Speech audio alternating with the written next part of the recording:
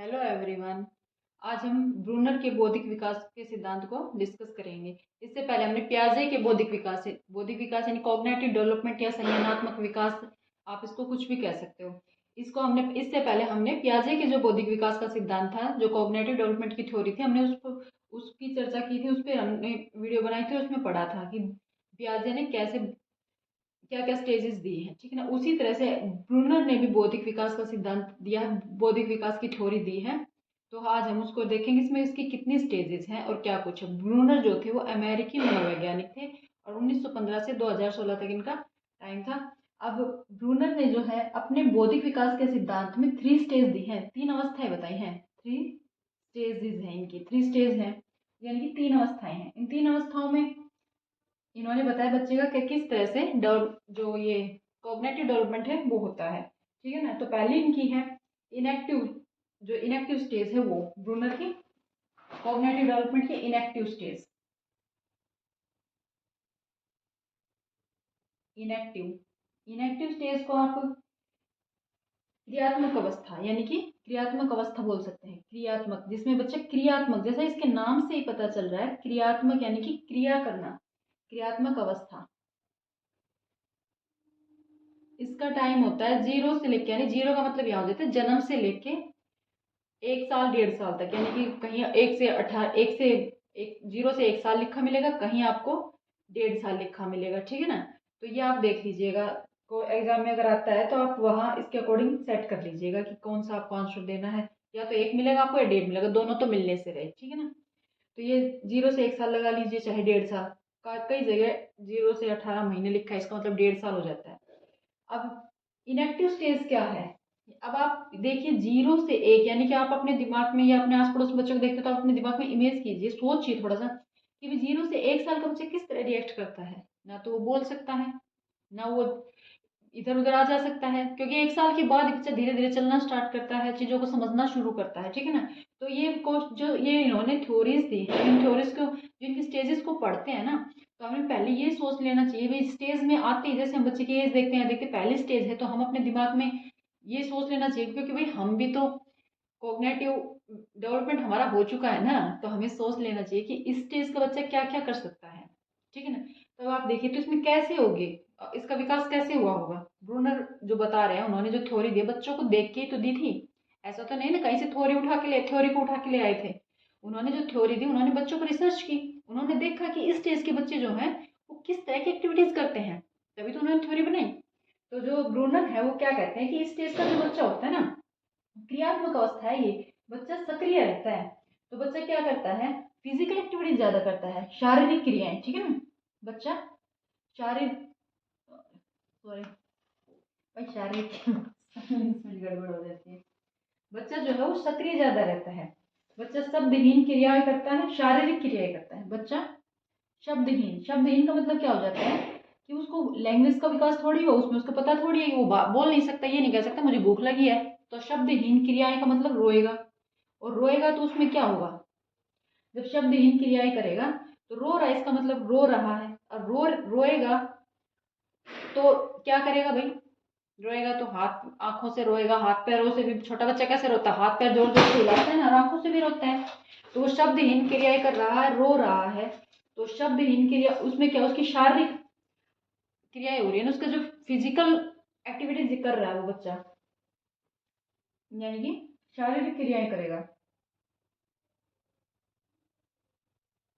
शारीरिक क्रियाएं कर रहा है ना। शारीरिक क्रियाएं कर रहा है, जैसे भूख लगने पर रोना, या हाथ पैर हिलाना, किसी चीज को एक टक देखते रहना, कोई उसके सामने कोई ऑब्जेक्ट रख दिया बच्चे के सामने, तो बच्चा क्या करेगा, एक टक उसी की तरफ देखते रहेगा। जैसे किसी बल्ब जल रहा है, कमरे में बच्चा लेटा हुआ है, अब दीवार में बल्ब जल रहा है, तो बच्चा क्या करता है, उसी को देखता रहता है ना, एक टक से। कोई फूल है, कोई हिलने डुलने वाला खिलौना बच्चे के ऊपर लगा दिया, जैसे बच्चे के पालने के ऊपर वो घूमने वाला झूमर सा लगा देते हैं, वो घूमता ही रहता है सर्कल सर्कल, तो बच्चा उसी को देखता रहता है, कुछ बोलता नहीं है, उसी को देख के हाथ पैर हिलाता रहता है, खुश होता रहता है, ठीक है ना। तो ये सब क्या हो जाती है, ये बच्चे की फिजिकल एक्टिविटीज है और शब्दहीन क्रियाएं हैं।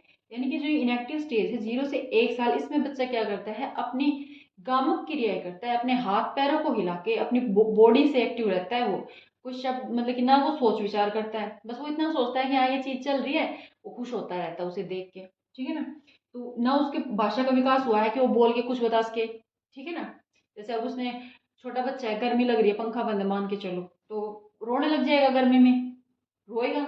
भूख लगी है तो रोएगा। छोटा बच्चा सुसु कर देता है, बिस्तर गिल्ला हो जाता है तो भी रो के रिएक्ट करता है, ठीक है ना। तो ये सब क्या है, शब्दहीन क्रिया। पर रोता है जब हाथ पैरों को हिलाता है, सारी एक्टिविटीज करता है ना, बॉडी से एक्टिव होता है वो, तो वो शारीरिक क्रियाएं करता है। इनएक्टिव स्टेज में क्रियात्मक अवस्था है, क्रियाएं करेगा बॉडी से, ठीक है। अब इसके सेकंड स्टेज पे आ जाते हैं। बस इसमें इतना ही है फर्स्ट में कि बच्चा सोच विचार कम करता है, और शरीर से, जैसे उसमें संवेदी प्रयोग वो था ना, संवेदी सेंसरी मोटर थी जीन प्याजे की, बच्चा एक्टिव रहता है, उसी तरह से इस स्टेज में भी बच्चा अपनी बॉडी से एक्टिव रहता है, गामक क्रियाएं करता है, ठीक है ना। अब इसकी दूसरी स्टेज आ जाती है आइकॉनिक। सेकंड स्टेज का नाम है आइकॉनिक।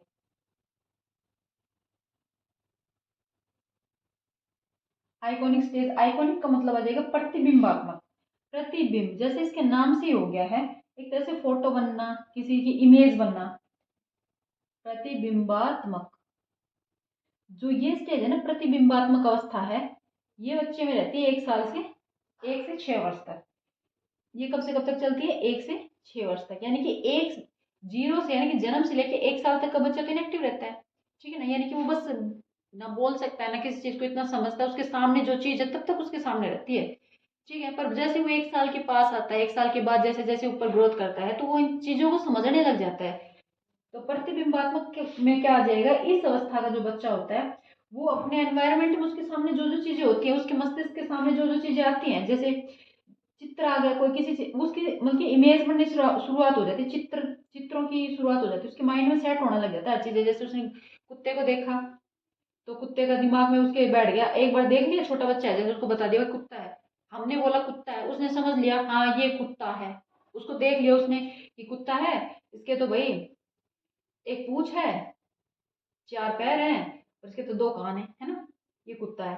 तो उसके दिमाग में इसकी इमेज बन गई। नेक्स्ट टाइम जब वो कुत्ते को देखेगा तो क्या होगा, उसको देखते ही थोड़ा थोड़ा याद आएगा, ऐसे मतलब कि 10 5 7 बार रिपीट होता है उसके सामने ये चीजें, कि हाँ कुत्ता है, बार 2 4 बार हम उसको बता देते हैं कुत्ता है बच्चे को, तो उसके दिमाग में सेट हो जाता है कि ये कुत्ता है, ये बिल्ली है, ठीक है ना, ये गाय है। इस तरह से उसके सामने चीजें सेट होती चली जाती है उसके माइंड में, तो वो चित्र बनने लग जाते हैं, प्रतिबिंब उसके उसके दिमाग में उतरने लग जाते हैं धीरे धीरे, और उसके दिमाग में हर चीज का चित्रबिंब, सॉरी प्रतिबिंब बन जाता है, कि उसके पेरेंट्स का बन जाता है, माँ बाप हैं, दादा दादी हैं, चाचा चाची हैं, या और रिलेटिव्स हैं, और उसके एनवायरनमेंट में जो भी चीज होती है, पेड़ पौधे हैं, घर है, हर चीज का, ठीक है ना, जिन चीजों को वो देखता है, एनवायरनमेंट में जो जो चीजें उसके सामने आती है, जिनको वो फेस करता है, हर चीज का एक उसके माइंड में जैसे जैसे नॉलेज, अब वो बड़ा हो रहा है, उसका माइंड, दिमाग भी तो विकसित हो रहा है ना, बौद्धिक विकास है तो उसका दिमाग विकसित हो रहा है, तो जिन चीजों को देखेगा उनका चित्र बनकर उसके दिमाग में उतरता चला जाता है, ठीक है ना। और इससे क्या, उसकी नॉलेज, उसका ज्ञान बढ़ता चला जाता है,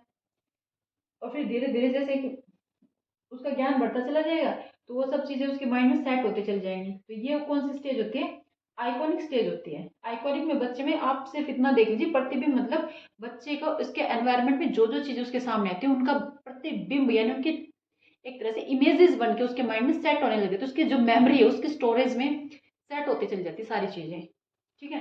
अब हम इसकी थर्ड स्टेज पे आ जाते हैं। अब मैं इनको रब कर देती हूँ। Third stage inactive, second, first थी इनएक्टिव, सेकंड थी आइकॉनिक, और थर्ड आ जाती है सिंबॉलिक।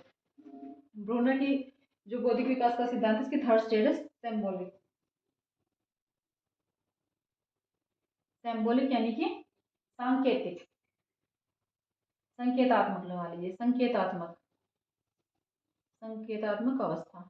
और जो ये थर्ड अवस्था है संकेतात्मक, इसका मतलब क्या आ जाता है, इसमें संकेतों से मतलब आ जाएगा, यह स्टेज होती है 6 से, यानी कि 6 तक तो थी, 6 से यानी कि 6 या 7 के बाद जो भी आगे धीरे धीरे जैसे भी उसकी उम्र बढ़ती जाएगी वो सब इसमें इंक्लूड किया गया। ब्रोनर साहब ने कहा है कि 6 या 7 वर्ष से लेके प्रारंभ होकर मृत्यु, जब तक जीवन रहता है तब तक चलती है, ठीक है ना, जीवन पर्यंत चलती है, जीवन पर्यंत, फिर ये ताउम्र चलेगी, ठीक है। अब इस स्टेज में क्या कहते हैं, इस स्टेज में क्या होता है, बच्चे में पहली और दूसरे स्टेज के बाद जब बच्चा जो जो अनुभव ले लेता है ना, जो जो उसने अपने माइंड में सेट कर लिया, जो जो उसके दिमाग में अनुभव है, जो उसके वो उसके दिमाग में जब सेट हो गए एक तरह से, तो उन अनुभवों की जो धारणा बन गई है ना उसके माइंड में धारणा, अब वो क्या होते हैं, उनको भाषा के रूप में रिएक्ट करता है, भाषा के रूप में व्यक्त करना, भाषा में व्यक्त। अब भाषा में कैसे व्यक्त करेगा वो, जैसे बोल के बताने लग जाता है। अब ये नहीं है उसके दिमाग में कुत्ता हुआ था तो अब उसको ये पता चल गया कुत्ता है बिल्ली है, अब उसको ये जरूरत नहीं है। जैसे बोलोगे तो उसके दिमाग में सेट है, हाँ कुत्ता, कुत्ता कैसा होता है, या कुत्ते को देखेगा तो वो बोल के बता देगा कुत्ता आ गया, बिल्ली आ गई या खरगोश आ गया, ठीक है ना। इस तरह से अब उसमें धीरे धीरे भाषा का विकास हो जाता है। तो सिंबॉलिक में मेन जो ब्रूनर है उन्होंने यही बताया कि भाषा का विकास हो जाता है, बच्चा अपने अनुभवों को भाषा से व्यक्त करने लग जाता है। वो जैसे भैंस बकरी खरगोश आ जाते हैं सब, तो जो उनके माइंड में जो उसके दिमाग में उसके जो चित्र बने हुए हैं ना, उसके मस्तिष्क में जो चित्र बने हुए हैं, चित्र हैं, उन चित्रों से वो व्यक्त करने लग जाता है। दिमाग में जो उसकी इमेजेस बनी हुई है एक तरह से, तो वो उनको देखते ही रिएक्ट करने लग जाता है कि हाँ कुत्ता है बिल्ली है आदि, ठीक है ना। बस थर्ड स्टेज में इन्होंने यही बताया, इन्होंने ब्रूनर ने थर्ड स्टेज में जो है वो भाषा पर ज्यादा वो दिखाया है, कि भाषा पर ज्यादा जोर दिया है कि बच्चे में भाषा का विकास हो जाता है, बच्चा अपने शब्दों के द्वारा व्यक्त करने लग जाता है, हर चीजों को अच्छे से बोलना आ जाता है, अच्छे से हर चीजों को व्यक्त करने लग जाता है। अब आप जैसे जैसे बड़े होते जाएंगे, आप जो चीज मान लो 6 से 7 साल के बाद ये उन्होंने कह दिया कि जीवन पर्यंत चलता है, तो आप जैसे जैसे बड़े होते जाते हैं, आप अपने बाहर निकलते हैं, घर से भी बाहर जाते हैं, दूसरी जगह दूसरी स्टेट्स में जाते हैं या अदर जगह जहाँ भी आप जाते हैं, जो चीजें आप देखते हैं उन चीजों का आप अपने माइंड में सेट हो जाता है। उसके बाद ये नहीं है फिर आप उनको आके अपनी लैंग्वेज से अपने घर आते हैं, घर परिवार के लोगों को जब वहाँ के बारे में बताते हैं, आप किसी दूसरे स्टेट में गए, वहाँ का कल्चर अलग है, वहाँ के त्योहार रीति रिवाज अलग है। अब यहाँ बात हो रही है भाई 6 से 7 साल के बाद जब वो मृत्यु पर्यंत बड़े हो जाते हैं तब की बात है, हम थोड़ा बड़ा लगाते हैं, बच्चा स्कूल में ही जाता है, वहां जो कुछ सीखता है देखता है, वहां कोई फंक्शन हो रहा है या वहां कोई घटना घटी है, तो बच्चा घर आके उसको पेरेंट्स को बता देता है। कैसे बताएगा पेरेंट्स को या फैमिली मेंबर्स को, कैसे बताता है, बोल के बताएगा ना। तो वो उन चीजों को लैंग्वेज में भाषा से व्यक्त कर देता है, ठीक है ना। तो ये स्टेज ये बताती है कि इसीलिए तो बच्चा जैसे इस स्टेज के बच्चे को स्कूल में जाने लग जाते, अभी तो खैर 3 साल के बच्चे स्कूल में जाने लग गए, बट जैसे जैसे बच्चा ये सब चीजें सीखने के बाद जब बड़ी क्लासेस में होता है तो वो जो भी चीजें होती हैं उन सबको आके घर बता सकता है। स्कूल में जो पढ़ाया गया है समझाया गया है हर चीज को बच्चा रिएक्ट करता है, कैसे, लैंग्वेज से। तो जो थर्ड स्टेज उसमें लैंग्वेज पे ज्यादा जोर दिया। ब्रूनर साहब ने कहा है कि जो इनकी अवस्था है ये थर्ड संकेतात्मक अवस्था, जिसमें बच्चा भाषा बोलने में कुशाग्र हो जाता है, अच्छे से बोलने लग सकता है, जो चीजें वो देखता है सुनता है समझता है उनको वो बोल के बता सकता है, ठीक है। ये तो इनकी थी बौद्धिक विकास की 3 स्टेजेस, जो ब्रूनर ने बौद्धिक विकास का सिद्धांत दिया है कॉग्निटिव डेवलपमेंट का, उसमें इन्होंने 3 स्टेज बताई है। आइकॉनिक, फर्स्ट है इनकी इनेक्टिव, सेकंड है आइकॉनिक और थर्ड है सिंबॉलिक, ठीक है। इसके बाद ब्रूनर जो थे इन्होंने है ना जो ये सिद्धांत दिया, इसमें इन्होंने मतलब कि इन्होंने क्या दिखाया है, सामाजिकता, एक तरह से संस्कृति और सामाजिकता चीज को ज्यादा दिखाया है। इन्होंने किस चीज पे ज्यादा जोर दिया है कि बच्चा समाज में रह के सीखता है, ठीक है ना, सामाजिकता पर। और जो हमारे प्याजे थे उन्होंने बच्चे के क्या किस चीज पे ज्यादा जोर दिया था, परिपक्वता पर, यानी मेच्योरिटी पर। उन्होंने कहा था कि बच्चा जैसे जैसे मेच्योर होता है तो सीखता है। इसमें हमने देखा है कि बच्चा अपने एनवायरनमेंट से इंटरेक्ट करता है, इसमें बच्चा अपने समाज में रह के चीजें सीखता है। जो ब्रूनर है उन्होंने क्या कहा है कि बच्चा समाज में रह के सीखता है। और जो प्याजे थे इन्होंने कहा था कि बच्चा जैसे जैसे परिपक्व होता है ना तो उसका मेंटल डेवलपमेंट होता है। और इन्होंने ये तो कहा भी परिपक्व तो होएगा, फिजिकल डेवलपमेंट होगा, उसके साथ साथ ही तो मेंटल ग्रोथ होती है ना। बट बच्चा इन्होंने क्या कहा भाई वो रहता है देखता है भाषा से व्यक्त करना सीखता है। इन्होंने समाज में रहने पर, सामाजिकता पर, संस्कृति पर ज्यादा वो दिया है जोर, और इन्होंने परिपक्वता पर। ये इनका थोड़ा सा डिफरेंस है, समझ लीजिएगा। अब ये तो हो गए थे ब्रूनर की जो ये 3 स्टेजेस थी बौद्धिक विकास की। अब ब्रूनर ने एक सिद्धांत और दिया जिसको हम कहते हैं डिस्कवरी लर्निंग या अन्वेषण अधिगम। तो बच्चा जो है, अब इसको डिस्कवरी लर्निंग कोर्स समझते हैं। डिस्कवरी लर्निंग क्या है, डिस्कवरी मतलब जैसे नाम से हो रहा है खोज, एक तरह से खोजबीन करना या किसी चीज को सर्च करना। अब डिस्कवरी लर्निंग में जो इसको हिंदी में बोला है अन्वेषण अधिगम, ये भी इन्होंने इसकी भी थ्योरी दी है। तो इनकी इस थ्योरी को और समझ लेते हैं। जो अन्वेषण अधिगम है, डिस्कवरी लर्निंग है, इसमें इन्होंने क्या दिया है, क्या कहा है कि जो ब्रूनर थे वो ये कहते थे कि बच्चे को एक्टिव बनाया जाए। जो हमारे पहले से एजुकेशन है वो टीचर सेंटर्ड चलती आ रही है, ठीक है ना, टीचर सेंटर्ड है। बट इन्होंने क्या कहा कि टीचर नहीं, अब क्या होना चाहिए, चाइल्ड सेंटर्ड होना चाहिए, बच्चे को ध्यान में रखकर, ना कि टीचर को। बच्चे को ध्यान में रखकर एजुकेशन का जो ये पूरा प्रोसेस है, क्या बच्चे को कैसे पढ़ाना है, क्या पढ़ाना है, कैसे बच्चे की नॉलेज बढ़ाई जाए, बच्चा कैसे एक्टिव रहे क्लास में, या बच्चे को एक अच्छा पूरी तरह से, भाई एजुकेशन बच्चे को दी जा रही है ना, तो किस लिए दी जा रही है कि बच्चे का पूरा क्या चहुमुखी विकास हो, होलिस्टिक डेवलपमेंट हो, बच्चे का चहुमुखी विकास होना चाहिए। बच्चे का विकास होना चाहिए ना, विकास किसका होना चाहिए भाई, बच्चे का, तभी तो हम एजुकेशन देते हैं, वरना एजुकेशन का काम क्या है, क्यों वो इतना खर्चा कर रही है सरकार कि जो बच्चा है उसको हम पूरी तरह से विकसित विकास कर सके, हर फील्ड में बच्चा एक कामयाब इंसान बन सके, ठीक है ना, तभी तो देश का विकास होगा, वरना सरकार इतना पैसा एजुकेशन में क्यों लगाएगी। इतनी जो स्कीमें चल रही बार बार, कभी कुछ बन रहा है, कभी कुछ पॉलिसीज आ रही हैं, तो वो क्यों बन रही है पॉलिसीज, कि ये सब चीजें इसलिए कि एजुकेशन में सुधार हो, ताकि जो बच्चों को एजुकेशन दी जाती है बच्चों को अच्छे से और अच्छे से पढ़ाया जा सके, बच्चों को नॉलेज पूरी तरह मिल सके, वो अच्छी तरह विकसित हो सके। तो जो एजुकेशन हो वो क्या हो, चाइल्ड सेंटर्ड हो, ये कौन कहते हैं, ब्रूनर ने ये डिस्कवरी लर्निंग में यही कहा है। अब चाइल्ड सेंटर्ड का मतलब बच्चा करके सीखे, ठीक है ना, लर्न बाय डूइंग, तो बच्चा करे, बच्चा जो सीखे वो करके सीखे, बच्चे को करके सीखना, करके सीखने का क्या मतलब हो गया कि बच्चे को अपने कोई भी काम प्रोजेक्ट कर दे रहे हो बच्चे को, तो उसमें ऐसा नहीं है जैसे क्लास में टीचर आता है आके खड़ा हो गया सब कुछ पढ़ा दिया और चला गया, ऐसा नहीं। क्या होना चाहिए, टीचर आए, कुछ ऐसे सर्कमस्टांसेस बनाए, ऐसी कंडीशंस खड़ी कर दे कि बच्चा सोचने पे मजबूर हो जाए उस चीज को, ठीक है ना, और सोच समझ के अपने माइंड को यूज करके एकदम एक्टिव रहकर क्लास में बच्चा करके सीखे, बच्चा एक्टिव रहे, ठीक है ना, एक्टिव रहे बच्चा, क्लास में क्या रहे, बच्चा एक्टिव रहे, ये इन्होंने डिस्कवरी लर्निंग में कहा है। तो डिस्कवरी लर्निंग में मतलब कि कुछ पॉइंट्स हैं उनको देख लेते हैं। ये कहते हैं कि अधिगमकर्ता की प्रकृति, यानी कि नेचर ऑफ लर्नर। जो अधिगमकर्ता कौन होता है भाई, अधिगम, अधिगम होता है अधिगमकर्ता हो जाता है पढ़ने वाला, जो पढ़ना पढ़ना चाहता है, पढ़ने वाला कौन हो गया, बच्चा। अधिगमकर्ता की प्रकृति, अब प्रकृति यानी उसका नेचर, बच्चे का नेचर अब क्या डिसाइड करना है इसमें, अधिगमकर्ता की प्रकृति। तो ये कह रहे हैं कि हमें इस बात का ध्यान रखना चाहिए कि बालक सीखना चाहता है, बालक क्या सीखना चाहता है, अधिगमकर्ता कौन होता है, भी बालक होता है, बच्चा, ठीक है ना, अधिगमकर्ता, तो क्या सीखना चाहता है बच्चा, और हम उसे क्या सिखाना चाहते हैं, सीखना और सिखाना। अब जो वो सीखना चाहता है और हम उसे जो सिखाना चाहते हैं, ठीक है ना, किसको, बच्चे को, हम उसे क्या सिखाना चाहते हैं, और वो जो सीखना चाह रहा है तो हम उसको कैसे, किस तरह से हम उसको सिखाएं, ठीक है ना, बच्चे को किस तरह से सिखाया जाए, हाँ, कि बच्चे को पूरी तरह से वो कॉन्सेप्ट क्लियर हो जाए, बच्चे को जो हम सिखाना चाहते हैं, तो इसके लिए बच्चा क्या होना चाहिए। अब हमें ये ध्यान रखना पड़ेगा जो बच्चा है वो शैक्षिक और मानसिक रूप से, ठीक है ना, सॉरी, हाँ जी, शैक्षिक और मानसिक रूप से पूरी तरह तैयार होना चाहिए। ऐसा नहीं है कि आप फर्स्ट क्लास के बच्चे को फिफ्थ या सिक्स क्लास की प्रॉब्लम्स दे दो, या उनको वो सिलेबस उसके सामने रख दो। शैक्षिक रूप से भी और मानसिक रूप से भी क्या होना चाहिए, बच्चा परिपक्व होना चाहिए, मेच्योर, परिपक्वता बच्चे में आनी चाहिए, ठीक है, सक्षम होना चाहिए।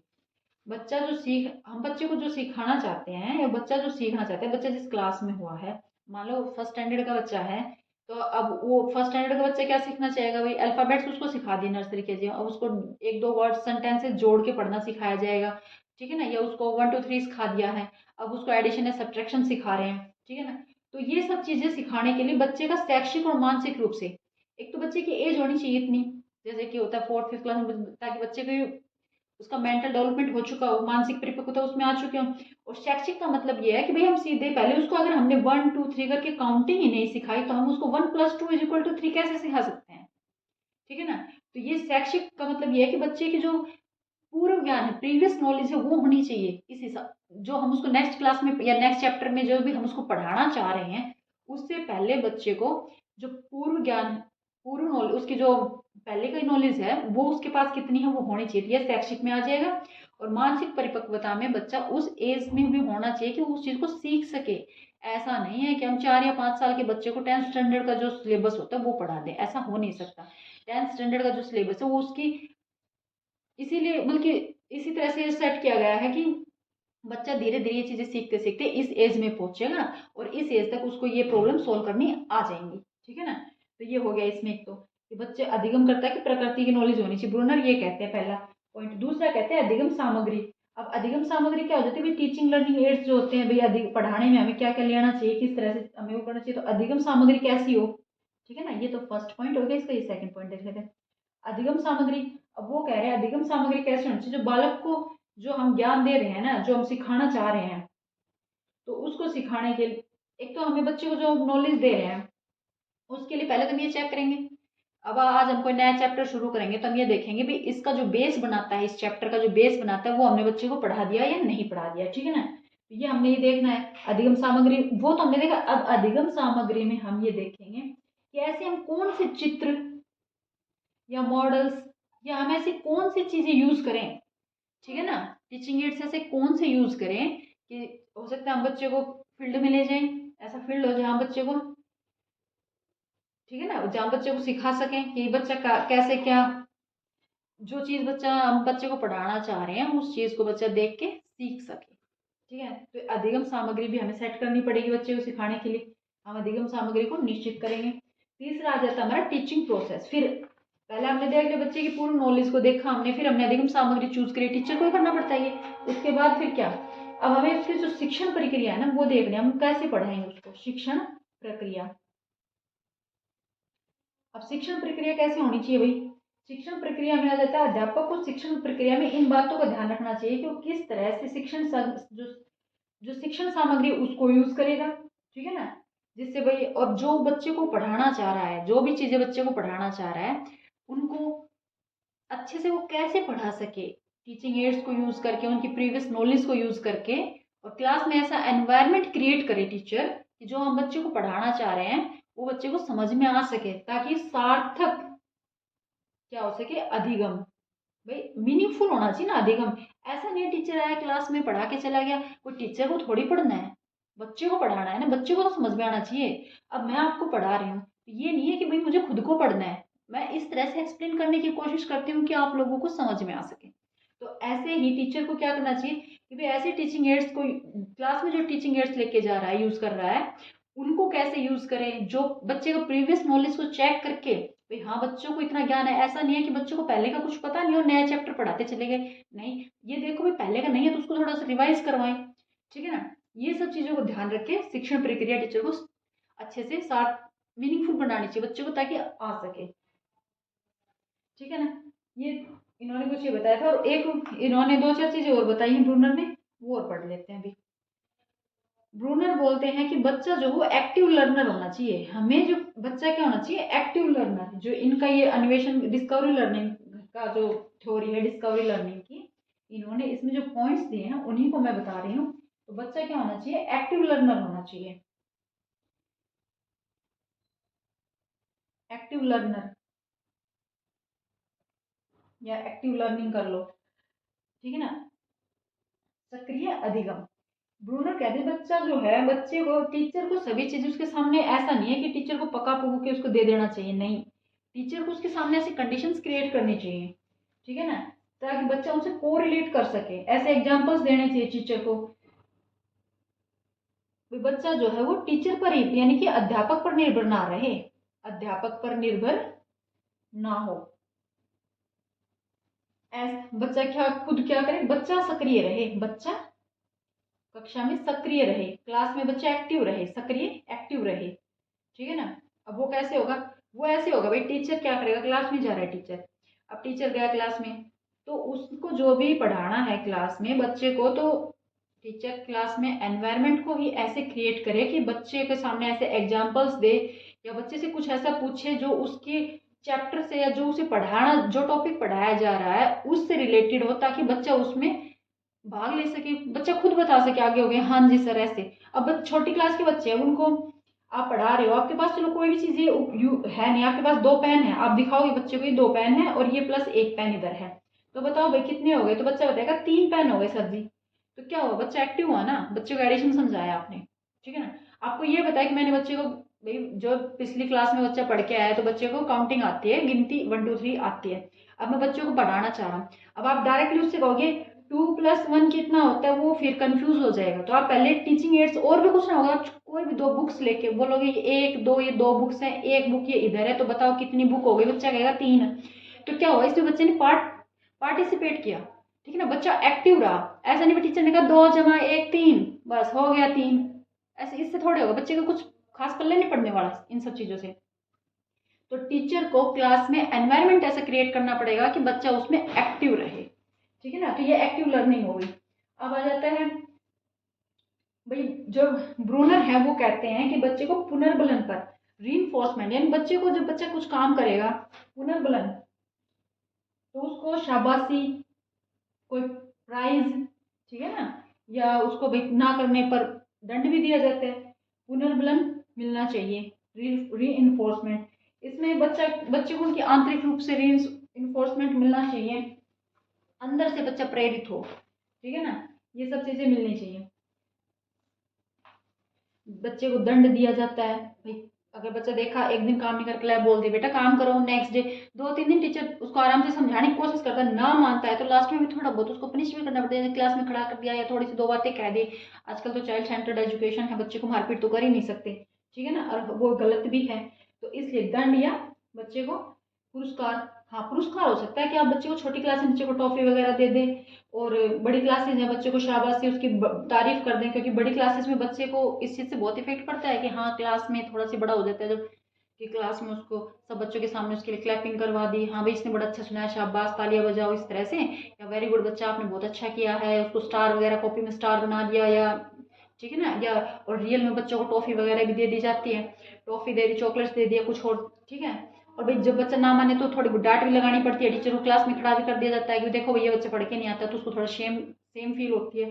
तो इसलिए तो जो ब्रूनर है वो इस पर भी जोर देते हैं। अब ब्रूनर की जो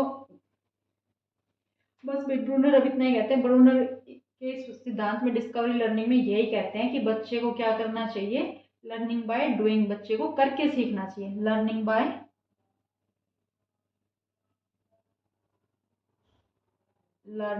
डूइंग का ही मतलब होता है कि बच्चे को एक्टिव करो, बच्चा खुद करके सीखे, उससे बच्चे में जो नॉलेज जाएगी ना वो अच्छी तरह से उसके दिमाग में सेट हो जाएगी, वो मीनिंगफुल होगी, ठीक है ना, वो मीनिंगफुल होगी, बच्चे की जो लर्निंग है वो एकदम मीनिंगफुल होगी। ब्रूनर ये कहना चाहते हैं। जो हमारा वर्तमान एनसीएफ है 2005, हमारा जो वर्तमान एनसीएफ है ना, एनसीएफ 2005 जो है हमारा, वो ब्रूनर के ही इस डिस्कवरी लर्निंग पर बेस्ड है, ठीक है ना, ब्रूनर के इस पर बेस्ड है। ब्रूनर ही बोलते हैं चाइल्ड सेंटर्ड एजुकेशन हो, ब्रूनर क्या कहते हैं, चाइल्ड सेंटर्ड एजुकेशन हो, चाइल्ड सेंटर्ड एजुकेशन, ठीक है, ब्रूनर बोलते हैं कि चाइल्ड सेंटर्ड एजुकेशन हो। अब ब्रूनर का, अब ये इतना हमने पढ़ लिया भाई, इनका डिस्कवरी लर्निंग पढ़ लिया और बौद्धिक विकास पढ़ा है, तो अब देख लेते हैं हम जो पढ़ रहे हैं तो क्यों पढ़ रहे हैं भाई, टीचिंग में इसका क्या काम है, ठीक है ना, हमने इतना कुछ पढ़ा है तो टीचिंग में इसका क्या काम है भाई, इतनी रामायण हो गई है, पता तो चल गया और टीचिंग में इसका क्या काम है। टीचिंग में इसका काम यही है कि बच्चे को अच्छे से भाई, बच्चे का होलिस्टिक डेवलपमेंट हो, उसके बच्चे का पूर्ण विकास हो उसके हर तरह से, ठीक है ना। ब्रूनर कहते हैं कि ऐसे शिक्षण विधियों का यूज करो जिससे बच्चा प्रॉब्लम सॉल्विंग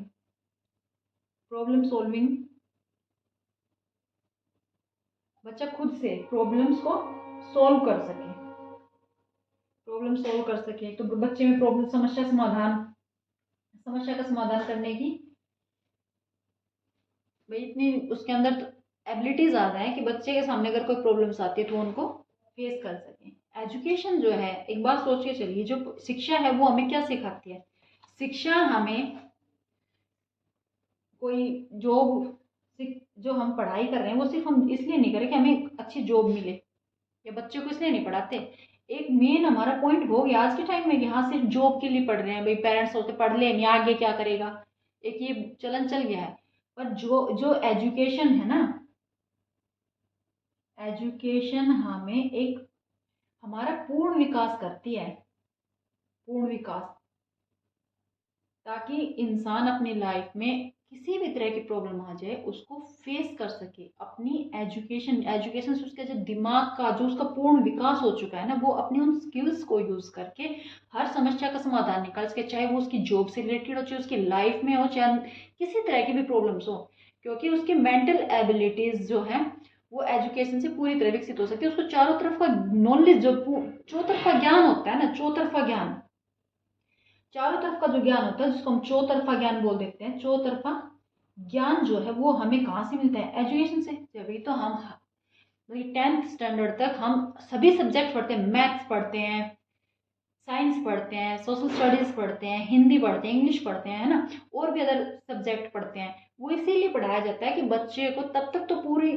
चौतरफी नॉलेज मिल जाए, उसके बाद उसको स्पेसिफिक टर्म्स मिल जाती हैं, जैसे किसी ने साइंस ले लिया, किसी ने आर्ट ले लिया, किसी ने कॉमर्स ले लिया, ठीक है ना। तो ये बताया गया कि एजुकेशन जो है, एजुकेशन से बच्चे का पूर्ण विकास होता है, ताकि बच्चा उसकी लाइफ में आने वाली सभी समस्याओं को फेस कर सकेगा और एक अच्छा पूर्ण रूप से विकसित होकर एक अच्छा नागरिक बन सके। और अच्छे जो पढ़ा लिखा समझदार नागरिक है, जो कभी किसी समस्या में फंसता नहीं है, वही तो देश को आगे ले जा सकता है। अब वो खुद ही अपनी प्रॉब्लम्स में फंसा बैठा रहेगा तो वो देश का क्या विकास करेगा। इसीलिए तो सरकार जो है वो एजुकेशन पे इतनी फंडिंग करे, इतना खर्चा कर रही है कि देश के जो नागरिक हैं, है ना, उनका विकास हो सके। चलिए भैया, आज की क्लास में इतना ही। Thank you.